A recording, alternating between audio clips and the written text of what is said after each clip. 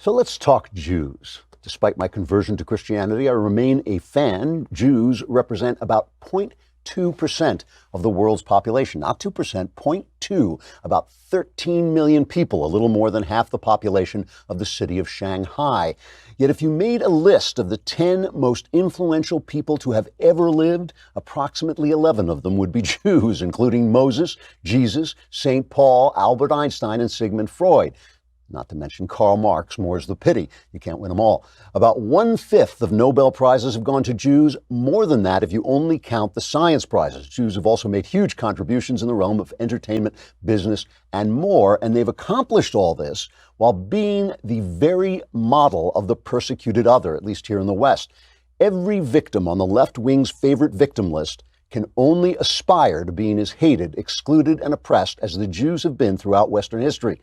All through the Middle Ages, the Jews were declared the killers of Christ, the abandoned of God, the enemies of faith. When the Crusades began in the 11th century, the Crusaders decided they couldn't expel the infidel from Jerusalem while infidels still lived in Europe, so they stopped off on the way to Outremer to slaughter the local Jews. When Mongols invaded Europe in the 13th century, the Europeans declared them one of the lost tribes of Israel, and in revenge, they slaughtered the local Jews. When the Black Death wiped out a third of Europe's population in the 14th century, you guessed it, they blamed the Jews for poisoning the wells and slaughtered them. And so on, right up to the last century when the Nazis added technology to the old tradition and very nearly eradicated God's chosen people altogether. That gave Jews some victim status, so people were nice to them for a couple of decades, but you just can't keep a mindless hatred down. And today, wherever people abandon the best principles of moral reasoning, anti-Semitism rises up like the devil's flagpole, which brings us to today's Democratic Party. So Congresswoman Ilhan Omar, in one of the least gracious apologies in the history of apologizing, she apologized for her anti-Semitic tweets. She had gone on and said that IPAC was the reason that so many politicians, the Jewish PAC, the Israeli PAC, was the reason that so many politicians supported Israel, ignoring the fact that Israel is the only free nation in the Middle East and the only nation that shares our values. She said it's all about the Benjamins, baby. It's all about the money. She's being accused of retweeting a tweet that said something about hook-nosed Jews, but I think she did that by accident, to be fair.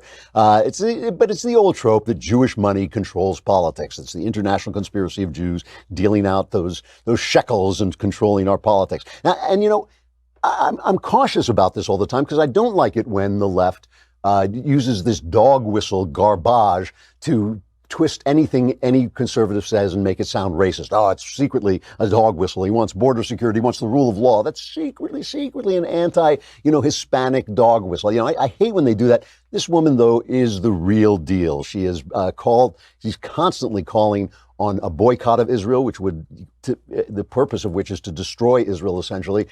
She has called Israel evil. She says it's hypnotized people, so they ignore its evil. She's compared it to Iran, the theocracy in Iran, ignoring the fact that Israel gives equal rights to Muslim citizens who live there. This whole idea of the genocide, which they accuse Israel of, or apartheid, which Jimmy Carter has accused Israel of, it's total nonsense. There are occupied territories where people do not have full citizenship, but if you don't attack Israel, they don't conquer your land. Israel has always been trying to defend itself, and that is why it has taken over other parts of the Middle East. You can criticize Israel without being anti-Semitic. It should go without saying, right? But it's always a little suspicious, and there's a way to tell. Nathan Sharansky, I think it was, he had what he called the 3Ds. Let's see what they were. There's delegitimization. In other words, it's not a legitimate country. It doesn't have a right to exist. Where else? What other country has to argue for its right to exist? What other country has to argue for its right to exist, except maybe America with the left, because they want us to be washed away by illegal immigration? But no other country has to argue that they have the right to be who they are. So it's delegitimization, and that the BDS movement is definitely a delegitimizing movement, because it's basically saying it is not right to do business with this country. This country should not exist in its form. And Ilhan Omar has said it cannot be a Jewish state and a democracy. That's delegitimizing right there. The other one is demonization, and she has called it evil. So that's the other one of the two Ds. When you say, it's evil or it's apartheid, that's demonizing Israel. And the other one is double standards. And boy, oh boy, has she done that, because, she just ignores the fact that of all these other countries, as one of our first two Muslim women congresswomen, she ignores the fact that all these Muslim countries oppress people of other religion if they don't ban them outright. And so Israel does not do that. Israel has Muslims and other people in very high offices of government, and they can be elected, they can vote, they can do all these things. And that's just not, and women, you remember women, half the world, Israel treats women equally. A lot of these other countries don't. So it's double standards, demonization, delegitimization. She has done all that. And that is the way you tell that you're dealing not with a careful criticism of an ally, of one of America's allies, which is one thing. You can say the British do bad things, but that's different. You're criticizing an ally. You can say Israel does bad things, but you're talking about anti-Semitism. So anyway, the Democrats realize they've got a problem in Ilhan Omar. She has gone off the reservation. They get a lot of money a lot of donations from the Jews, and Jews support them. Though God knows why at this point. I do not know why Jews support the Democrat Party. I do not know why Jews remain liberal when it's the liberals, the leftists. I won't call them liberals because they're not liberal about anything, but the leftists are increasingly anti-Semitic. But we'll get to that. So here's Nancy Pelosi. This is the whole Democrat leadership put up out a statement, and I do applaud them for that. This is from Nancy Pelosi, Majority Leader Steny Hoyer, Majority Whip, James E. Clyburn, all the gang. Anti-Semitism must be called out, confronted, and condemned wherever it is encountered without exception. We are and will always be strong supporters of Israel in Congress because we understand that our support is based on shared values and strategic interests. Legitimate criticism of Israel's policies is protected by the values of free speech and democratic debate that the United States and Israel share, but Congresswoman Omar's use of anti-Semitic tropes and prejudicial accusations about Israel's supporters is deeply offensive. We condemn these remarks, and we call upon Congresswoman Omar to immediately apologize for these hurtful comments. As Democrats and as Americans, the entire Congress must be fully engaged in denouncing and rejecting all forms of hatred, racism, prejudice, and discrimination wherever they are encountered. So Ilhan Omar, who has, I have to say, all these young women in their white dresses who showed up, their white suits, who showed up for the State of the Union and are so self-congratulatory and kind of affirming the fact that they're women, they're in Congress, and they're in Congress and women at the same time. They're not at one time women and also in Congress. They're actually doing them both together. They all seem incredibly entitled to me. They all seem incredibly self-assured in their stupidity and their empty-headedness, their ignorance. And not all of them, but the ones who are coming to the fore, Ilhan Omar, Alexandria Occasional Cortex, they just seem like incredibly confident for people who don't know anything. It's just amazing. I mean, even I, who actually know something, if I were a first-year congressman, I would keep my head down a little bit. I would kind of learn the ropes, find out what's going on, and then put myself forward as I got more experience. But these people just know what they know, which is nothing, and then they go forward and they're just so confident. And really, they're really bad news. I mean, Alexandria Occasional Cortex, I love this. They're saying, it wasn't, she released that New Deal thing, and they're saying that Green New Deal, and they're saying the Green New Deal wasn't bad. It's just the way she released it. So basically, we're supposed to believe that she can't handle a press release, but she will be able to handle taking over the entire economy. So here is the apology, the non-apology apology. Anti-Semitism is real, and I am grateful for Jewish allies and colleagues who are educating me on the painful history of anti-Semitic tropes. Now remember, this is not the first time this has happened, right? She's been called out for this before, but she's always just finding out that these things, that saying the Jews are using their money to control politics. She's just now finding out that this is a bad thing to do. My intention is never to offend my constituents or Jewish Americans as a whole. We have to always be willing to step back and think through criticism, just as I expect people to hear me when others attack me for my identity. This is why I unequivocally apologize.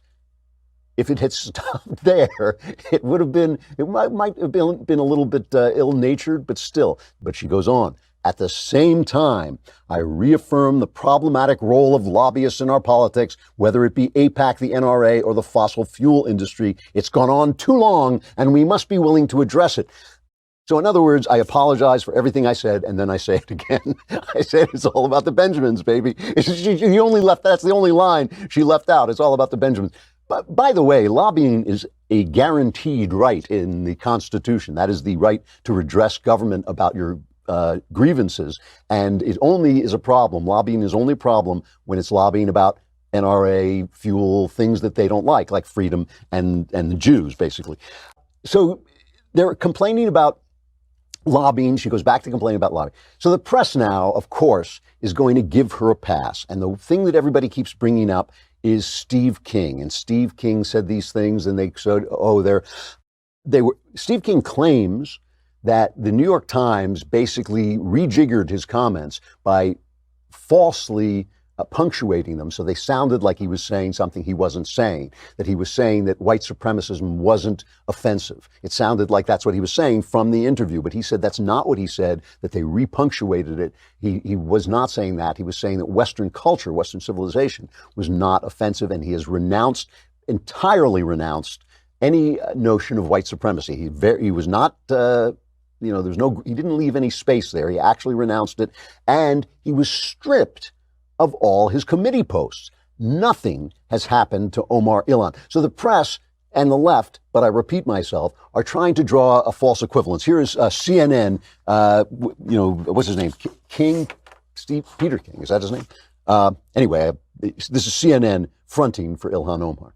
In the case of Leader McCarthy, I just want to make clear, he himself had to delete a tweet just a few weeks ago where he said we cannot allow Soros, Steyer, and Bloomberg to buy this election.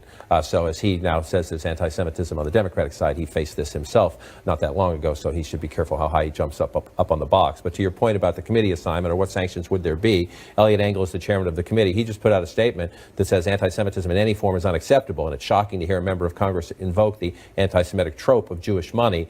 He goes on to say he hopes the committee will focus on policy. Nowhere in here does he say anything about she shouldn't be here. And this isn't the first time that Congresswoman Omar has responded to criticism of the way she talks about the Israeli government by saying, hey, I'm willing to learn, I'm open to it. So to Carl's point, there may be some formalized counseling moment.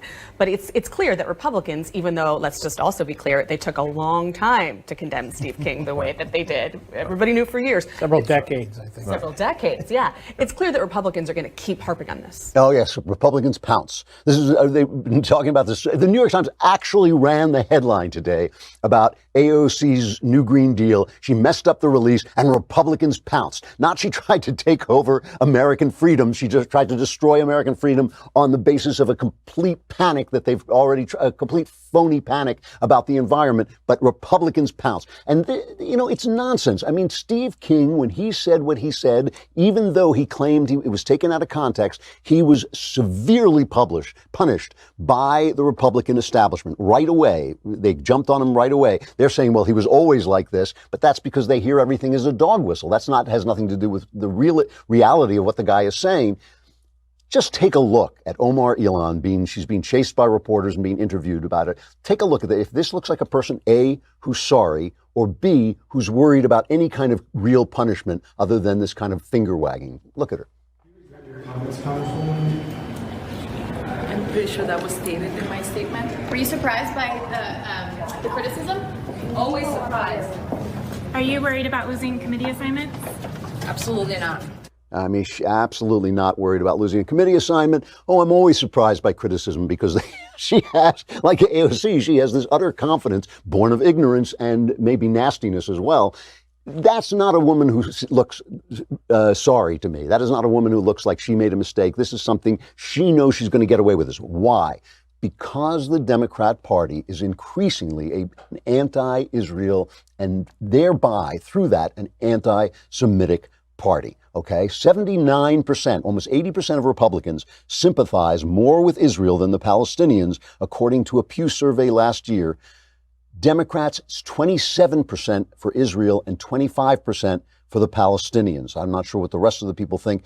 In 2016, I'm reading this from the Wall Street Journal, dozens of Black Lives Matter groups released a platform accusing Israel of genocide and apartheid. There's the demonization part again. And endorsing the boycott, there's the delegitimization part, divestment and sanctions. In 2017, the Democratic Socialists of America overwhelmingly endorsed BDS, the divestment and boycott movement, at its national conference, upon which the room erupted in chants of "From the river to the sea, Palestine will be free." And that means pushing 5 to 6 million Jews into the sea. That's what it means. It means destroying those people and destroying that country. 2 Democrats, the socialist group has propelled to Congress Rashida Tlaib and Alexandria Ocasio-Cortez. They are also anti-Israel. And you know, in a lot of ways, all week long, I've been talking about losing the idea of original sin, losing the idea that the founders knew so well. You only have to read the Federalist paper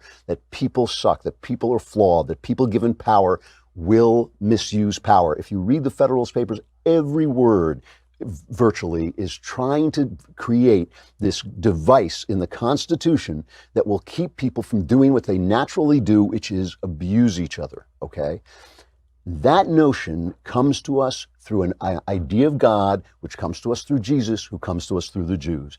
And, you know, even the idea of the Jews killing Jesus, which makes no more sense than saying white people held slaves, all white people held slaves, or all black people commit crime, saying the Jews killed Jesus is nonsense. But even that idea is a way of denying what is the real truth, which is that mankind killed God because mankind doesn't like God, because in the face of God, they understand their own smallness and their own sinfulness and their own brokenness. The Jews and the religion that the Jews spread through the West, that formed the West, that shaped the West, that gave the West most of the good things that it has through Jesus Christ. That's why people hate the Jews. They want to get rid of that because then they can do what they want. And then they can say, oh, you know, we don't have to reserve any power to God. We don't have to worry about original sin. Just give me all the power. I'll take care of the energy. It's going to be fine. I'll run the businesses. I'll do what needs to be done. It's all related to the same thing. It is this idea of perfection, which makes people the enemies of God and makes people the enemies of the Jews. That's why every time, and by the way, this has happened on the right too. You know, William F. Buckley expelled the Jew haters from the conservative movement and really improved the conservative movement by doing that. But it happens wherever people go wrong, wherever people lose sight of the moral realities that the West has taught them. Anti-Semitism springs up. It is not reserved to the left, but it is part of the left going crazy. It is a marker. It's the devil's flagpole. Anti-Semitism is the devil's flagpole. It goes up wherever bad thoughts, bad ideas, bad philosophy are infesting a movement, and that's what's happening to the left now.